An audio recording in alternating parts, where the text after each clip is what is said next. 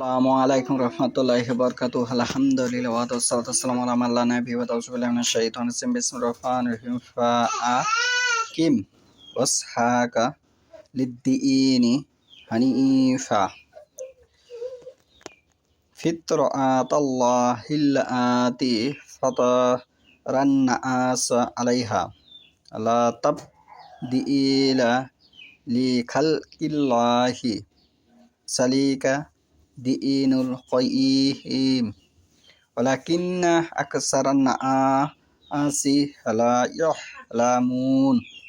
আজকের বক্তব্যের বিষয় হলো প্রত্যেকটি মানুষ ইসলামের উপর জন্মগ্রহণ করেন, প্রত্যেকটি শিশুই ইসলামের উপর জন্মগ্রহণ করেন।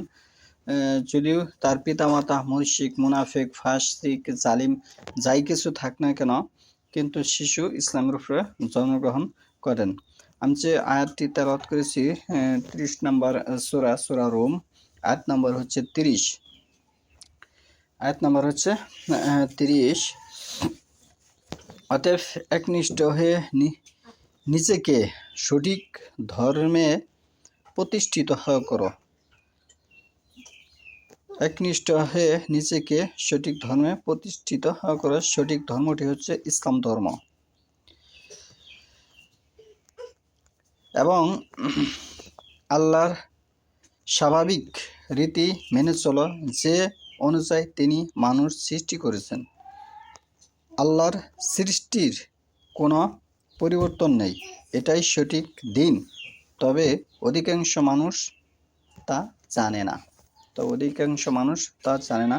সঠিক ধর্ম হচ্ছে ইসলাম ধর্ম। পৃথিবীতে যত ধর্ম আছে সকল ধর্ম বাতিল। মুরু আওলাদাকুম বিসসালাহ ওয়া হুম আবনাউ সাবঈ সিনঈনা। আবু দাউদে একটি হাদিস এসেছে, 495 নম্বর হাদিস। মুরু হচ্ছে আদেশ করো, আওলাদাকুম তোমাদের সন্তান, আউলাহাদা হচ্ছে সন্তান, কুম হচ্ছে তোমাদের সন্তান, বিসসালাহ সালাতের জন্য আদেশ করো, ওয়া হুম আর যখন আবনাউ তোমার সন্তানের সাবঈ সিনিনা 7 বছর হয়, ওয়াসরিবুহুম তাদেরকে প্রহার করো, আলাইহা তাদেরকে প্রহার করো, ওয়া আবানাউ আশরি সিনিনা যখন তার বয়স 10 বছর হয়।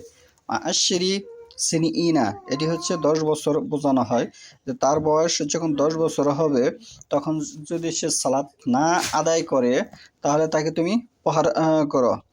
ওয়া ফাররাকু পৃথক করে দাও, বাইনাহুম ফিল মাজাজি তার বিছানা পৃথক করে দাও, যদি না সে সালাত 5 ওয়াক্ত সালাত কোরআনের আদেশ ও নিষেধ না মানে, তাহলে তুমি তোমার থেকে তার বিছানা পৃথক করে দাও, আলাদা করে দাও। এখানে এই হাদিসে স্পষ্ট বর্ণনা এসেছে যে একজন মুসলিম পিতা এবং মাতার সাথে একজন অমুসলিম সন্তান বসবাস করতে পারবে না। এটি পিতামাতার দায়িত্ব সন্তানকে একনিষ্ঠভাবে আল্লাহর ইবাদত করানোর জন্য। এই দায়িত্ব ভার পিতামাতার উপর বর্তাবে। যদি সন্তান ইসলাম ধর্ম পালন না করে, এই দায়ভার পিতামাতার উপর বর্তাবে। এ বিষয়ে সহিহুল বুখারী শরীফের 2য় খণ্ড হাদিস নম্বর হচ্ছে 1359। হাদিস নম্বর হচ্ছে 1359। এখানে আব্দুর রহমান আন্না আবা হুরাইরা কালা রাসূলুল্লাহ সাল্লাল্লাহু আলাইহি ওয়াসাল্লাম মা মিন মাউলুদিন ইল্লা ইউহলাহাদু আলাল ফিতরাতি ফাআবাহু ইউহাউবিদানিহি ওয়া ইউনাসসিরানিহি আও মাসাসানিহি কামা তুনতাজুল বাহিমাতান জামআ হাল তুহিসুনা ফিহা মিন জাতআ। সুম্মা ইয়াকুলু আবু হুরাইরা ফিতরাতাল্লাহিল আতি ফাতারান নাসা আলাইহা লা তাবদিলা লিখালকিল্লাহি যালিকা দিনুল কাইয়িম।